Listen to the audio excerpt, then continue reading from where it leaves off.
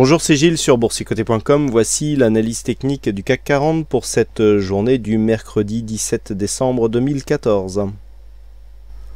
Avec aujourd'hui, finalement une configuration qui va dans le sens de ce que nous avons eu hier. Donc je vous indiquais hier que nous avions toujours malgré cette tentative de rebond, des points hauts et points bas toujours inférieurs aux précédents, donc toujours une évolution négative du point de vue de la loi Dodo. Aujourd'hui, on confirme donc les signaux qui sont intervenus hier, puisque je vous indiquais une possibilité de rebond technique. Je vous avais donné un objectif ici à 4109, zone qui était ici une zone de point bas significative qui avait été cassée, et que donc le fait que cette zone se retrouve ou pas zone de résistance, sera un test intéressant. On est dessus, puisque après cette séance, donc le CAC 40 clôture à 4111,91. Donc on regagne 18 points. Presque 19 par rapport au cours de clôture d'hier, donc un petit mouvement haussier. On verra que c'est un peu embêtant quand même d'avoir ce genre de clôture avec le rebond et surtout la baisse qui a été enregistrée auparavant. Mais toujours est-il qu'on s'inscrit ici dans un mouvement haussier avec donc une volatilité qui reste toujours relativement haute. Donc pour l'instant, on est sur une phase de rebond technique. On a ici une phase d'accélération. On vient marquer un nouveau plus bas. On a largement cassé le 61,8. À noter que ce 61,8 a servi de support pour la séance du jour, puisqu'on vient marquer un point bas quasiment sur cette zone. Et on revient ici sur cette zone de test. Donc on est sur une bonne dynamique, mais rien n'est fait. Alors il faut rappeler aussi qu'il y a le compte-rendu de la Fed qui sera donné ce soir à 20 h, donc d'ici dans pas longtemps, et qui devrait confirmer ou infirmer ici ce début de rebond technique. On sait que ce genre d'intervention peut avoir une grosse influence sur les tendances court terme. À noter que dans ce genre de configuration, on aura plus de potentiel à la hausse du fait de cette configuration, qu'on est quand même descendu ici d'une manière très rapide. Et donc il y a énormément d'investisseurs qui attendent justement après cette réunion pour rentrer ou pas sur cette zone qui représente quand même une zone de point bas. Donc du point de vue des indicateurs, par contre, on est dans une neutralisation du RSI. Le stochastique donc est en zone de survente et vient croiser sa ligne de signal. Pour l'instant, pas de signal donc qui nous est donné par le stochastique. Le MACD confirme son signal de retournement.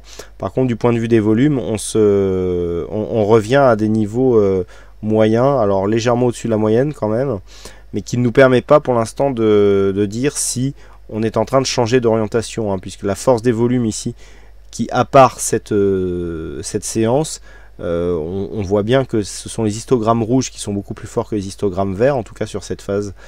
On a eu effectivement un gros histogramme ici, c'est un histogramme de retournement, c'est ce qui validait, je dirais, la possibilité du rebond technique. Mais là, sur le suivi de ce retournement, on s'inscrit avec des volumes comparables à ce que nous avions sur la phase de baisse. Donc je dirais qu'on serait plutôt sur une phase de continuité.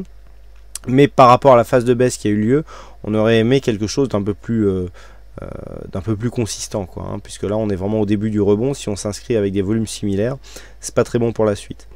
Donc on a quand même des signaux qui vont plutôt vers un biais positif, en court terme en tout cas. Je veux parler bien sûr de cette loi Dodo, de cet indicateur qui se retourne, donc la loi Dodo bien sûr parce qu'on a des plus hauts et des plus bas qui sont supérieurs aux précédents. On a des volumes qui restent conséquents, légèrement au-dessus de la moyenne, même si c'est pas sur une grosse dynamique, mais sur cette phase de hausse. On a ici cette ombre basse qui n'a pas été attaquée, donc c'est plutôt positif. Mais c'est positif, mais ça manque de conviction par rapport à ce que nous avons ici, avec ces bougies qui sortent énormément de la bande de Bollinger inférieure. En général, pour avoir un rebond significatif, il faut avoir de la dynamique.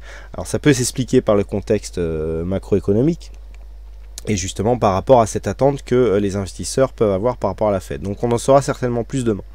Toujours est-il que dans la configuration technique actuelle, nous ne sommes que dans un petit rebond technique. On vient ici chercher une petite moyenne mobile exponentielle qui est à 5 jours, celle-là. Pour l'instant, c'est pour montrer que voilà, il n'y a pas de retournement. Il aurait fallu casser cette zone des 4109 avec plus de conviction pour avoir quelque chose de plus fort. Idéalement, il aurait fallu repasser au-delà du plus haut de cette bougie. Je donnais dans mon sentiment du matin un dépassement et donc un changement de tendance sur un dépassement des 4150. Ça intégrait en fait le fait que l'on dépasserait ici cette zone. Le fait que l'on reste en dessous, on vient faire un rebond technique à minima. C'est-à-dire que pour l'instant, si on en reste là, on a ici une phase de baisse avec donc une zone de support donc il se fait franchir sur gap, comblé certes, mais on a un gap ouvert, ici qui se comble, et ensuite on continue à descendre, donc c'est un gap de continuité. Ce gap ici nous donne normalement une zone de résistance, on vient marquer un plus bas, très loin ici de la banque de Bollinger, donc qui traduit une phase d'excès temporaire, et sur cette phase d'excès temporaire, on sait que ce genre de setup, eh bien, énormément d'investisseurs rentrent à l'intérieur, et que ça peut impulser justement ce mouvement de rebond. Et là, ce mouvement de rebond, on revient juste à peine sur cette zone de gap, fermée donc sur cette ancienne zone de support, la valider comme une résistance, parce que l'attaque que nous avons eue ici ne valide pas une cassure haussière de cette zone. Donc on est pour l'instant toujours sur un rebond technique. Et donc ce qu'il faudra surveiller pour demain, eh bien c'est cette fameuse zone des 4109. Vu la Fed, rien que le niveau d'ouverture et de toute façon l'évolution des futurs à partir de 20h nous donnera l'orientation. Donc le fait, si demain on ouvre ici au-dessus de cette zone, on peut assister effectivement à une matérialisation de ce rebond technique qui sera donc validé sur un dépassement des 4150 points, auquel cas on pourrait facilement, hein, vu la volatilité ambiante, revenir sur 4200 points. 4200 points pour les prochains jours, on entend, bon, a priori le rallye de Noël, je pense que il a été à la baisse. 4200 points sur un rebond technique, je dirais que c'est un objectif à minima. Si on trace les retracements de Fibonacci sur l'intégralité de cette phase de baisse, voilà, c'est la zone 50-61-8. Là, on est pour l'instant sur un retracement à 38,2%. C'est un élément supplémentaire, hein, qui nous indique que on est toujours dans une dynamique baissière forte. Tant que l'on ne dépasse pas cette zone ici, 4109-4117, on est toujours dans une dynamique baissière forte. Donc si on confirme avec donc une Fed plutôt favorable et que l'on vient chercher ici la zone 4200 points, voilà, c'est le retracement à minima. C'était une zone précédemment, une zone de support.